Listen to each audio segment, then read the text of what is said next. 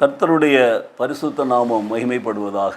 பிரியமானவர்களே, இந்த காலை வேளையிலே ஆண்டவர் தரும் யோசனைகளை நாம் கேட்போம். நீதிமொழிகள் புஸ்தகத்தில் 16ஆம் அதிகாரத்தில் 3வது வசனத்தை நான் வாசித்து உங்களுக்கு சொல்லுகிறேன், கவனியுங்கள். உன் செய்கைகளை கர்த்தருக்கு ஒப்புவி, அப்பொழுது உன் யோசனைகள் உறுதிப்படும். செய்கைகளை கர்த்தருக்கு ஒப்புவிக்கிற பொழுது நம்முடைய யோசனைகள் உறுதிப்படும் என்று சொல்லி கர்த்தருடைய வசனம் இன்றைக்கு நமக்கு சொல்லுகிறது. பாருங்கள், commit your works to the Lord and your thoughts will be established. நம்முடைய எண்ணங்கள், நம்முடைய திட்டங்கள், நம்முடைய யோசனைகள், நம்முடைய எல்லா காரியங்களும் நிறைவேற்றப்பட வேண்டும், உறுதிப்பட வேண்டும் என்று சொன்னால் கர்த்தருடைய வசனம் என்ன சொல்லுகிறது? உன்னுடைய யோசனைகளை ஆண்டவர் உறுதிப்படுத்த வேண்டும் என்று சொன்னால் அந்த யோசனைகளினாலே செய்ய போகிறவனுடைய செய்கைகளை அவருக்கு நீ ஒப்புக் கொடுக்க வேண்டும். What are all the things you are going to commit?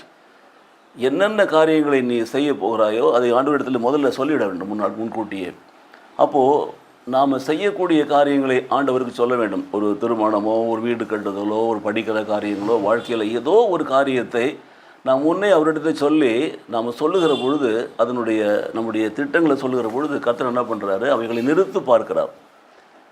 அவைகள் ஆண்டவருக்கு பிரியமானதா, ஆண்டவருடைய வசனத்தின்படி அவைகள் இருக்கிற பொழுது அந்த செய்கைகளுக்கான நம்முடைய யோசனைகளை அவர் கன்ஃபார்ம் பண்ணுறார், உறுதிப்படுத்துகிறார். பாருங்கள். ஆகவே காலை வேளையிலே ஆண்டவருடைய சமூகத்திலே காத்திருக்கிற பிள்ளைகளை யோசித்து பாருங்கள். நாம் இஷ்டப்படி செய்கிற யோசனைகள், நம்முடைய மனதின் திட்டங்கள் எல்லாம் அது மனிதனுடையதாக இருக்கிறது. பாருங்கள், அது எப்பொழுது தேவனுடைய திட்டங்களாக மாறுகிறது, தேவனுடைய கரத்தில் அதை ஒப்பு கொடுத்து தேவனுடைய சித்தத்திலே அவருடைய வசனத்தின்படி நாம் அதை மாற்றி அவைகளை நம்முடைய வாயினாலே நாம் அறிக்கை செய்கிற பொழுது அவர் அவருடைய காரியங்களை உறுதிப்படுத்துகிறார். பாருங்கள். ஆகவே ஒவ்வொரு நாளும் காலை வேளையில் ஆண்டவருடைய சமூகத்தில் வருகிற பொழுது நாம் என்ன செய்ய போகிறோம், அந்த நாள் முழுவதும் நம்முடைய போக்கிலும் வரத்தில் நம்முடைய என்னென்ன காரியங்களை செய்ய போகிறோம் அவைகளை ஆண்டவருக்கு ஒப்புக் கொடுப்போம். ஒப்புக் கொடுத்து இவைகளெல்லாம் செய்ய திட்டமிட்டிருக்கிற ஆண்டவரே, இதற்காக நான் போகிறேன் ஆண்டவரே, இவைகளை எங்களுக்கு வாக்கியப்படும் என்று சொல்கிற பொழுது கர்த்தர் அவைகளை என்ன பண்ணுறாராம்? அந்த யோசனைகளை நிறைவேற்றி கொடுக்குறாராம். ஹல்லேலூயா. ஜெபிப்போமா? நேசிக்கிற நல்ல பிதாவே, நன்றி உள்ளத்தோடு துதிக்கிறோம் சுவாமி.